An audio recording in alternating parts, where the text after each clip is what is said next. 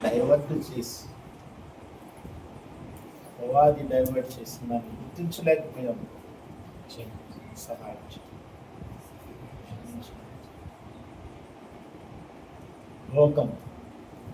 లోక సంబంధమైన ఆలోచన,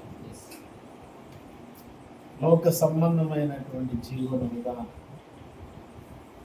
లోకస్తుల వలె ఆలోచించుకో, మాకు దూరం అయిపోవాలి. సహాయం దయచేయండి. లోకములో ఉన్నదంతా శరీరాశ, నేత్రాశ, జీవకుడమ్మని తెలిసి కూడా మీ సన్నిధిలో మిమ్మల్ని పాడి స్తుతించి కీర్తించే ఆరాధకులుగా ఉండవలసిన మేము డైవర్ట్ అయిపోయాం. ప్లీజ్ చేస్తున్నాము, సహాయం క్షమించి సహాయం చేయగలరు. ప్లీజ్ నీ సన్నిధి పెన్నిది దేవా అని పాడుతున్నాము, కానీ నీ సన్నిధిలో ఉండలేము. నీ మాటల్ని అమూల్యమైనవిగా భావిస్తున్నాం, కానీ ఆ అమూల్యమైన మాటలతో మా జీవితాన్ని అమూల్యంగా చేసుకోలేకపోతున్నాం. స్వార్థపరులమవుతున్నాం. సహాయం గల దైవమా, యేసునామములో సహాయం తెచ్చి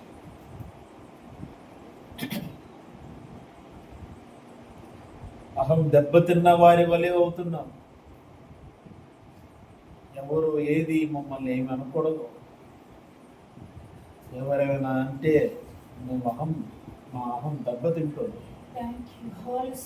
ప్లీజ్ సహాయం కృపగల తండ్రి యెహోవా, యేసునామములో సహాయం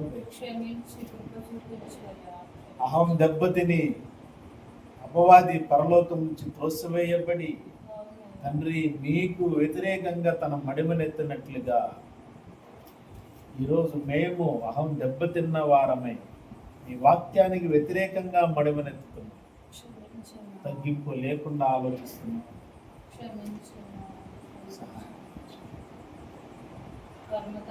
ఎన్ని మాటలన్నా, ఎంత కనీసం ముఖం మీద ఉమ్ములు పూసిన అరచేతులతో గుద్దినా కూడా మౌనంగా ఉన్నటువంటి క్రీస్తుని మేము ధ్యానం చేయలేకపోతున్నాం. ఆయన చూడలేకపోతున్నాం. మా మనసు లోకంతో ముడిపడి వ్యక్తుడిగా తను తాను చేస్తున్న క్రీస్తుని ధ్యానం చేయలేకపోయే మనసుకు తయారైంది. క్షమించి సహాయం చేయండి. ఏదో పాడుతున్నాం. పాటలో ఉన్న మాటల జీవితం మాలో లేదు. దయతో మన్నించి సహాయం చేయండి. తండ్రి యెహోవా, యేసునామములో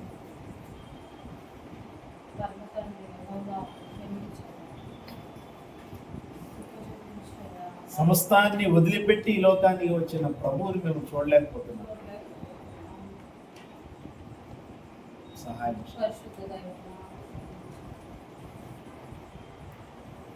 ప్రభుగల దైవము, మీ చిత్తము యేసునామములో మా పట్ల జరుగును గాక. ప్లీజ్ సహాయం చేయండి.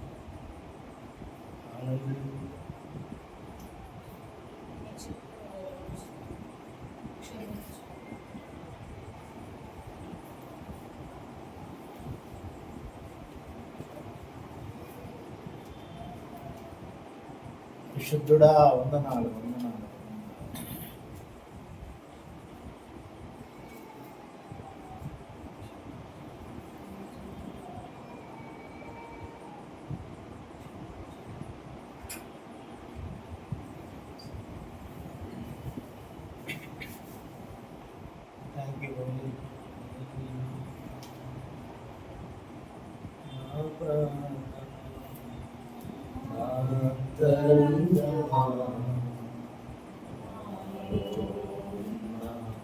నా సమస్తమా, నా ప్రాణమా, నా అంతరంగమా,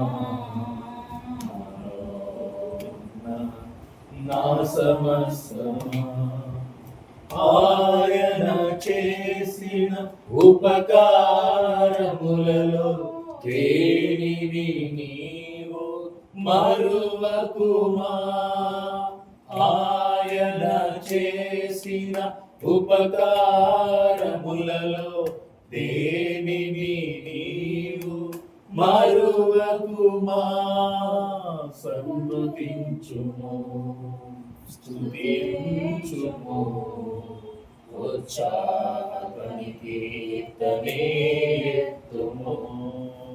సన్నుతించుము, స్తుతించుము, ఉత్సాహధ్వని కీర్తనే ఎత్తుము. యెహోవాయే దేవుడు, ఆయన పరిశుద్ధుడు, సమస్త సృష్టంతటికి ఆధారుడు.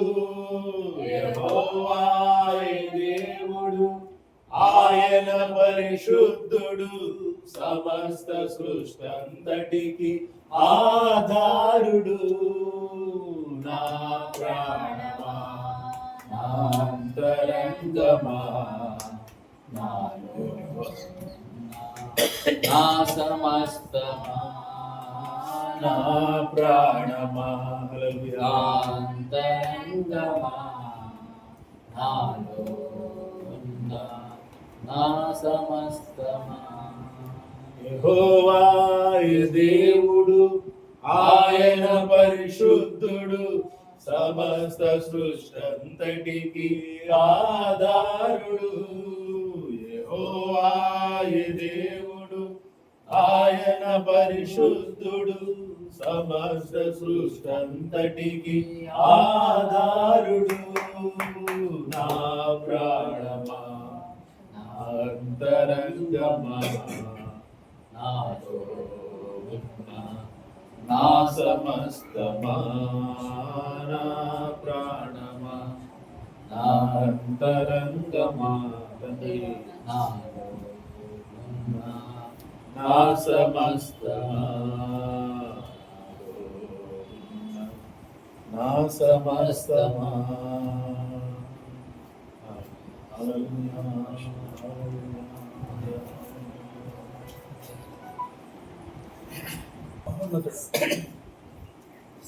తండ్రి సహాయకుడా, నజరేయుడైన యేసుక్రీస్తు అతి శ్రేష్టమైన నామములో మీరు స్తుతిస్తున్నాం. తెలుస్తున్నాం సహాయం చేయని ఆశీర్వదించి మేము అట్లా పడి మంది కన్నా ఉంచిన వందనాలు, అప్పుడు సత్యముఖి ఆరోగ్యం నడిపించిన స్తోత్రాలు తెలుస్తున్నాం. సహాయం ఆశీర్వదించుకున్న అమ్మాయిని తెచ్చు యేసునామములో ప్రార్థిస్తున్నాను. పరలోకపు తండ్రి. ఆమేన్. Praise the lord. హల్లెలూయా. శుభమైన ఉదయమైన వాక్యం వింటాము.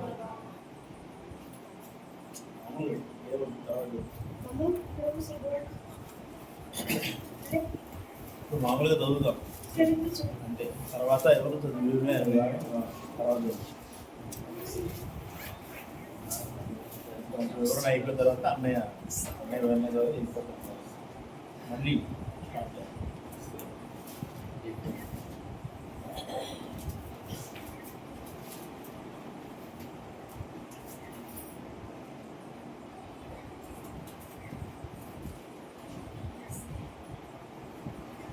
ఎన్నో కీర్తన 35వ కీర్తన 28 వచ్చిన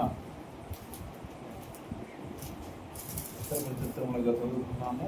ఇందులో 14 వచనాలు 14 వరకు ఉత్తర భారతదేశంలో చదువుకున్నాము. యెహోవా నాతో వ్యాజ్యమాడు వారితో వ్యాజ్యమాడము, నాతో పోరాడు వారితో పోరాడు. కేవలము డాలును పట్టుకుని నా సహాయమునకై లేచి ఈటే దూసి నన్ను తరుము వారిని అడ్డగింపు, నేనే నీ రక్షణ అని నాతో సెలవిమ్ము. నా ప్రాణం తీయగోవారు వారి సిగ్గును అవమానమును కలుగును గాక. నాకు కీడు చేయ ఆలోచించు వారు వెనుకకు మళ్లింపబడి లజ్జపడుదురు గాక. యెహోవా దూత వారిని పారదోరును గాక, వారు గాలికి కొట్టుకొని పొట్టువరి నుందురు గాక. యెహోవా దూత వారిని తరుమును గాక, వారి విరోధ చీకటి జారులుగా ఉండును గాక. నన్ను పట్టుకొనవలనని వారు నిర్నిమిత్తముగా గుంటలు తమ వలవడ్డిరి, నా ప్రాణం తీయవలనని నిర్నిమిత్తముగా గుంట త్రవ్వి. వారికి తెలియకుండా చేటు వారి మీదకి వచ్చును గాక, తాను ఒడ్డిన వలలో తానే చిక్కబడును గాక, వాడు ఆ చేటులోనే పడును గాక. అప్పుడు యెహోవా యందు నేను హర్షించుదును, ఆయన రక్షణ బట్టి నేను సంతోషించుదును. అప్పుడు యెహోవా నీ వంటి వాడెవడు? మించిన బలము గల వారి చేతిలో నుండి దీనులను దోచుకుని వారి చేతిలో నుండి దీనులను దరిద్రులను విడిపించువాడు నీవే అని నా ఎముకలన్నీ చెప్పుకొనుచున్నాను. కూట సాక్షులు లేచుచున్నారు, నేను ఎరుగని సంగతులను గురించి నన్ను అడుగుచున్నారు. మేలునకు ప్రతిగా నాకు కీడు చేయుచున్నారు, నేను దిక్కులేని వాడనైతిని. వారు వ్యాధితో నున్నప్పుడు గోరెపెట్ట కట్టుకుంటుంది, ఉపవాసము చేత నా ప్రాణమును ఆయాసపరుచుకుంటుంది. అయినను నా ప్రార్థన నా ఎదలోనికి తిరిగి వచ్చింది. నేను నడుచుకుంటుని వారి వలె పొంగుచుంటిని. దయచేసి కూర్చోండి. Praise the lord. హల్లెలూయా. దేవుని ఘనమైన నామానికి మహిమ కలుగును. దావీదు రచించిన కీర్తన ధ్యానం చేస్తున్నాం. యెహోవా నాతో వ్యాజ్యమాడు వారితో వ్యాజ్యమాడము, నాతో పోరాడు వారితో పోరాడు. కేడెమును డాలును పట్టుకుని నా సహాయముకి లేచి నిలువు. చూడండి, దేవుని సహాయాన్ని కోరుకుంటున్నాడు దావీదు. దావీదు దేవుని హృదయానుసారం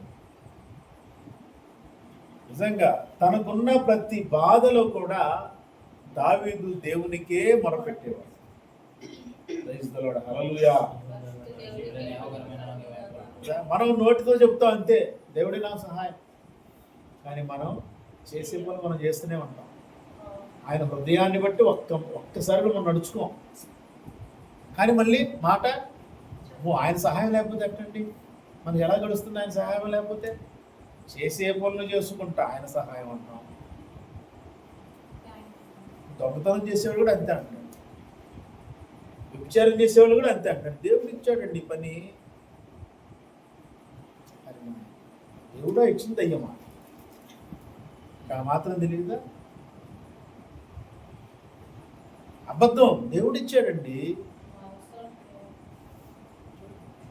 అబద్ధం ఆడుతూ దేవుడిచ్చాడు.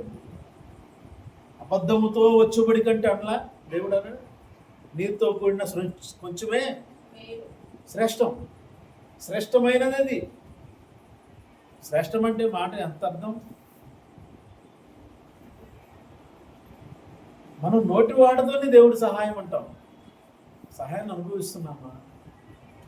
నిజంగా మనం ఒకసారి ఆలోచించాలి. దావీదు దేవుని సహాయాన్ని కోరుకుంటున్నాడు. చూడండి ఎంత దీనంగా అడుగుతున్నాడు. మనమే చదివేస్తున్నాం, కానీ ఇది ధ్యానం చేయటానికి, ధ్యానం చేసేటప్పుడు ఉంటే దానిలో ఉన్నటువంటి మాధుర్యం, దానిలో ఉన్న మాధుర్యం ఎప్పుడు ఉంటుంది? దాన్ని ధ్యానం చేస్తుంటే ఉంటుంది. Praise the lord. హల్లెలూయా. యెహోవా నాతో వ్యాజ్యమాడు వారితో వ్యాజ్యమాడును, నాతో పోరాడు వారితో పోరాడు. ఏడెమును డాలును పట్టుకుని నా సహాయం లేచి నిలువు. ఇది దయతో వేడుకున్నట్లేదు. మనం ఏం చదివేస్తాం? యెహోవా నాతో వ్యాజ్యమాడు వారితో వ్యాజ్యమాడము, పోరాడు వారితో ఏదో కదా చిన్నపిల్లలు కంటతో పెడతారే స్కూల్లో, అలా. అంటే చదివే దానిలో కూడా మనకి ఏం కావాలి? ధ్యానంతో చదవాలి. ధ్యానపూర్వకంగా చదివితే ఆ మాటల్లో ఉన్నటువంటి మాధుర్యం మనకు అర్థమైతే అప్పుడు మన హృదయము దేవుని కొరకు ఆశ కలిగినదిగా మారింది. Praise the lord. హల్లెలూయా.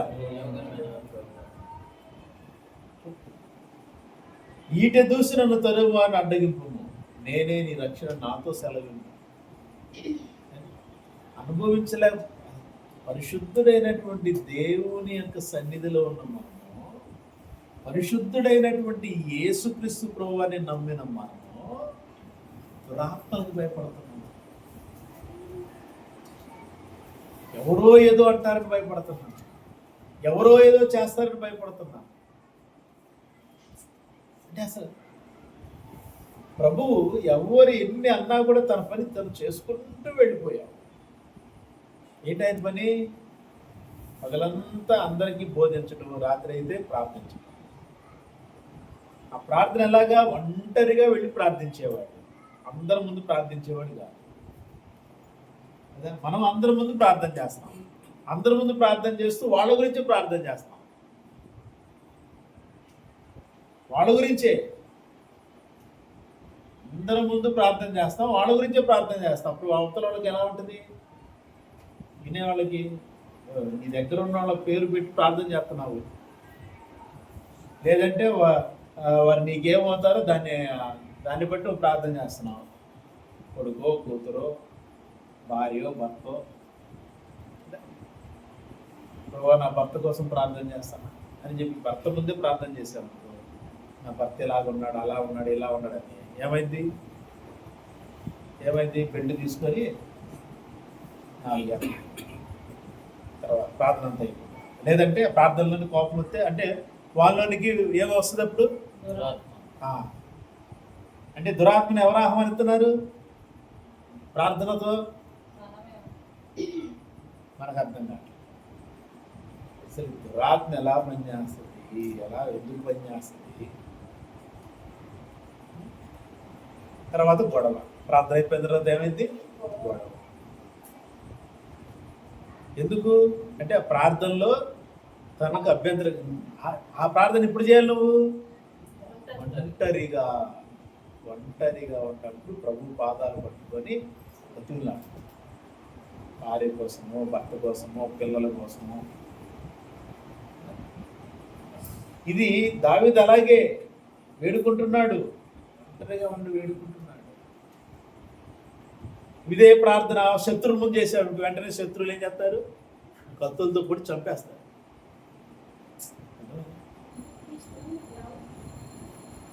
నేను ఎక్కడ చేస్తున్నాడు ఈ ప్రార్థన, ఒంటరిగా చేస్తున్నాడు. యేసుక్రీస్తు ప్రభువు పగలంతా బోధించి రాత్రంతా వెళ్ళి ప్రార్థన చేశాడు. ఆయన అనేక అంశాలు చేసి ఉండొచ్చు. ప్రభువా నా శిష్యులు నాతో పాటు ఉన్న నువ్వు ఏర్పరుచుకున్న బిడ్డలు సరైన ఆలోచన లేకుండా ఉంటున్నారు, వాళ్ళ గురించి అక్కడ ఒంటరిగా చేసి ఉండొచ్చు. ఆయన ఇక్కడికి వచ్చిన తర్వాత బోధించాడు, గద్దించాడు, ఖండించాడు వాళ్ళని. అది చాలా జాగ్రత్తగా ఉండాలి మనం ప్రార్థించేటప్పుడు. అప్పుడు మనకు దేవుని యొక్క సహాయం లభించింది. ఇప్పుడు మనం విన్నట్టు కాదు, దీన్ని మనము అలవాటు చేసుకుంటే మనకు, మన ఆత్మకు, మన కుటుంబానికి మంచిది, ఆశీర్వాదకరం. ప్రైజ్ ది లార్డ్, హల్లెలూయా. తప్పనిసరి అనుభవించాలి, ప్రభు యొక్క సన్నిధిని అనుభవించాలి, ప్రభు యొక్క సన్నిధిని అనుభవించాలి. ప్రార్థన అయిపోయాగానే శోధన స్టార్ట్ అయింది అందరికీ, ఒక్కోడికి ఒక్కో రకం నుంచి. ఇంకంతే, ప్రార్థన జరిగిందే ఉండదు మనకి. ఇక దాని గురించి బాధపడటం అయిపోద్ది, మనసంతా బాధపడతా ఉంటుంది. ఇంకంతే, అయిపోయింది. ఆదివారం ఆరాధన అయిపోయింది, ఉన్నంతసేపే. తర్వాత ఎవరో ఫోన్ చేస్తారు, తర్వాత ఎవరో ఏదో చెప్తారు. చాలా జాగ్రత్తగా ఉండాలి. నేనే నీ రక్షణ అని నాతో సెలవివ్వు. ప్రైజ్ ది లార్డ్, హల్లెలూయా. అడిగామా ఎప్పుడన్నా? అడిగామా ఈ మాట? ఎప్పుడన్నా అడిగామా? ఎప్పుడు అడగల. ఆయన మన రక్షణని ఇప్పుడు అడగల. మనం రక్షించేసాడు, అయిపోయింది.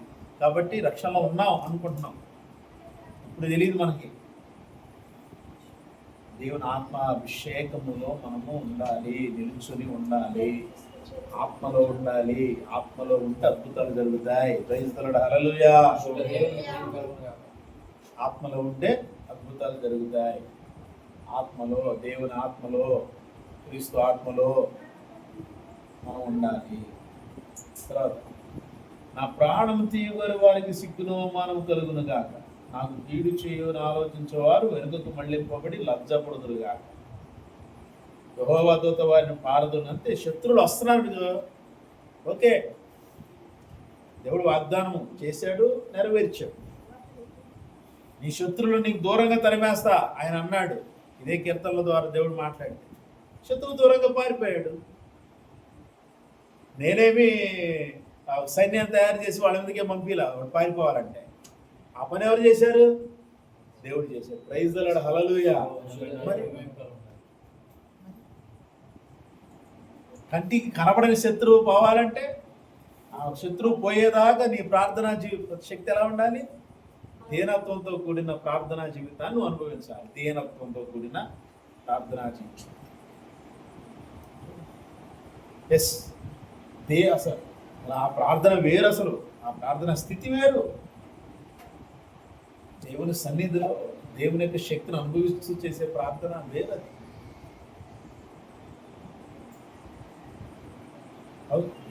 అది దేవుడు చేసే కార్యాలు అవన్నీ. అపవాది వారి దోతలు నీ దగ్గర నుంచి, నీ కుటుంబం నుంచి యేసు నామములో పారిపోతాయి. ఎప్పుడు పారిపోతాయి? ఆ ప్రార్థనా శక్తిని నువ్వు కలిగి ఉన్నప్పుడు. దేవుని ఆత్మాభిషేక ప్రార్థనా జీవితం. యోధా గారు అంటారు తమ భక్తిలో, పరిశుద్ధాత్మలో ప్రార్థన చేయొచ్చు. పరిశుద్ధాత్మలో ప్రార్థన, ఇది ఎన్నిసార్లు విన్నాం మనం ఈ మాట. పరిశుద్ధాత్మలో ప్రార్థన, పెదాల ప్రార్థన కాదు ఆయనకు కావాల్సింది. పరిశుద్ధాత్మలో ప్రార్థన, నీ అంతరంగంలో నుంచి వచ్చే ప్రార్థన కావాలి ఆయనకి. కోరుకోవాలి, ప్రభా నన్ను సరిచేయి తండ్రి, కోరుకోవాలి. మనం అనుకుంటాం నేను సరిగా ఉన్నాను కదా అని. నీకు ఆయనే సరి చెప్తాడు, నేను సరిగా ఉన్నాను ప్రభువా అనే చెప్తున్నాం మనం డైరెక్ట్గా ఆయన చెప్పడమే, నేను సరిగా ఉన్నాను ప్రభా, నువ్వు సరి చేసావు ప్రభా, నేను సరిగానే ఉన్నాను ప్రభా. దాంతో ఆగిపోతాను, బతులాడుకోవట్లేదు. ఎస్ ప్రభా, నాకేదో వెల్తీగా ఉంది తండ్రి, నాకు సహాయం చేయండి. నా ఆత్మ నాకు సరైనటువంటి మార్గదర్శనం చూపించలేకపోతుంది, నాకు సహాయం దయచేయి. సరైన ఆలోచన నాకు దొరకట్లేదు ప్రభా, నాకు సహాయం దయచేయి. సరిగా నేను నడవలేకపోతున్నాను ప్రభా, నాకు సహాయం దయచేయి. దేవుని సన్నిధిలో మనకు రావాల్సిన ప్రార్థన ఇది. ఏదో మనకు అంతా వచ్చు కాబట్టి మనము చేసే ప్రార్థనలు అలా ఉండకూడదు. ముందు మనము దేవుని సహాయముకై అడుగుతూనే ఉండాలి. ప్రభు నాకు సహాయం దయచేయి, నాకు సహాయం దయచేయి ప్రభు, క్షమించు ప్రభు, సహాయం చేయ ప్రభు. బతుకులాడుకోవాలి ఆయన, అంతే బతుకులాడుకోవాలి. ఎందుకు ఆయన దూరం అయిపోయాం. దగ్గరగా ఉన్నాం అనుకుంటూ ఉన్నాం మనం, కానీ దూరం అయిపోయాం. తెలుసు మనకి, మన అంతరాత్మ తెలుసు, మన అంతరంగంలో తెలుసు మన దేవుని దగ్గర ఉన్నామో దూరంగా ఉన్నామో. కానీ మనుషుల ముందు మాత్రం మరి అది ఆ వేషధారణ దేవునికి ఇష్టం ఉండదు కదా. దావీదు వల్లే ఏది ప్రార్థన మనం చేస్తున్నామా? దావీదు వల్లే ప్రార్థన, దావీదు ప్రార్థనని మనం ధ్యానం చేస్తున్నాం. మరి ఆ ప్రార్థన ఉందామా? దేవుడిని బ్రతిమలాడుకోవాలి. ప్రభు నీ సహాయం కావాలి, నీ సహాయం కావాలి. వాస్తవం చెప్పాలంటే అపవాది ఇక్కడున్న మాటలను బట్టి మాట్లాడదు. నన్ను కొట్టుకోమని నిర్నిమిత్తమైన గుంటలో తమ వలబట్టేది. అపవాది అదే చేస్తాడు, నిన్ను ఏ విధం చేతనే నిన్ను దేవుడు దూరం చేయాలంతే. వాడి పని అదే. దానికి కారణాలు ఏముండవు. దేవుని చేత సృష్టించబడిన దేవుని ప్రజలు దేవునికి దూరం అవ్వటం అపవాదికి సంతోషం. వాడి సంతోషాన్ని మనం పరిపూర్ణ చేస్తున్నాం.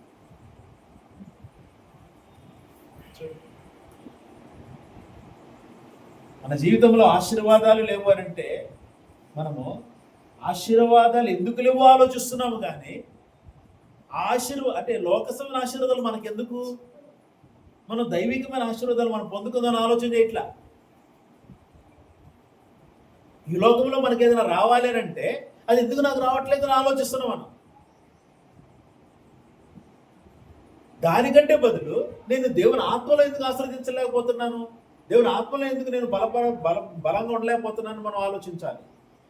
మనం అలా ఆలోచించకుండా ఈ లోకంలో ఇది నేను కోరుకున్న ఇది నాకు ఎందుకు రావట్లేదు, ఈ లోకంలో ఇది కోరుకున్నా ఇది ఎందుకు నాకు రావట్లేదు, ఎక్కడుంది లోపం, ఎవరిలో ఉంది లోపం? మనం కోరుకునే విషయాల్లోనే ఉంది లోపం. యాకోబు గారు క్లియర్గా రాస్తాడు, నువ్వేం కోరుకుంటున్నావు? మొదటి అధ్యాయం చదవాలి. మనం ఏం కోరుకుంటున్నాం? మనం చాలా జాగ్రత్తగా ఉండాలి. ఆత్మ బలంగా ఉంటే మొట్టమొదట ప్రభువు చెప్పిన మాట అదే, మొదట దేవుని నీతిని రాజ్యాన్ని వెతుకు, నీకేం కావాలి అవన్నీ నీ వెనకాల వచ్చేసి నీ జీవితానికి అటాచ్ చేయబడతాయి. అక్కడ ఇంగ్లీష్లో వాడబడ్డ మాట, నీ జీవితంలోనికి నీ జీవితానికి కూర్చబడతాయి. మనకు తెలియకుండానే కూర్చబడతాయి. చేస్తున్న పొరపాటు. ముందు ప్రభువు, ఆ తర్వాత ఇంకేదైనా. ప్రభు ఆత్మలో, ప్రభు వాక్యంలో బలంగా ఉండు. నీకు నీలో నీ ఆ జ్ఞానంలో నుంచి దేవుడు అనేకమైనవి ఇస్తా ఉంటాడు. వాటిని పొందుకో. ఈరోజు నేను చాలా బాధపడుతున్నాను. నేను రాయటానికి కూర్చుంటే దేవుని మాటలతో ఒక పత్రికలు అయిపోతాయి. అసలు ఎలాంటి మాటలు అంటే దేవుని మాటలు వచ్చాయి. అలాంటిది ఈరోజు చాలా వెలితిగా ఉంది నాకు. దేవుని జ్ఞానముతో మనం నింపబడితే ఆ జ్ఞానములో నుండే మనకు కావలసిన దాన్ని దేవుడు ఇస్తాడు. ప్రైజ్ ది లార్డ్, హల్లెలూయా. దేవుని జ్ఞానముతో నింపబడితే, దేవుని ఆత్మతో నింపబడితే మనకేం కావాలో దేవుడు ఆ జ్ఞానంలో నుంచి మనకిస్తాడు. తెలివిగా జీవించడానికి మనం నేర్చుకోవాలి, అలవాటు చేసుకోవాలి. తెలివిగా జీవించాలి. యేసుక్రీస్తు ప్రభువు చెప్పిన మాట, పావుల వలె నిష్కపటులుగా ఉండండి, పాముల వలె వివేకంగా ఉండండి, తెలివిగా. క్రైస్తవులకు అది లేదు. ఈరోజు లోకము అయిపోయింది. తీర్పులో ఉన్న లోకమంతా తీర్పులో ఉంది. ఆ తీర్పులో ఉన్న లోకంలో మనం ఉన్నాము. మనం ఆ తీర్పులకు వెళ్ళకుండా జాగ్రత్త పడాల్సిన బాధ్యత మనదే. Praise the lord, hallelujah.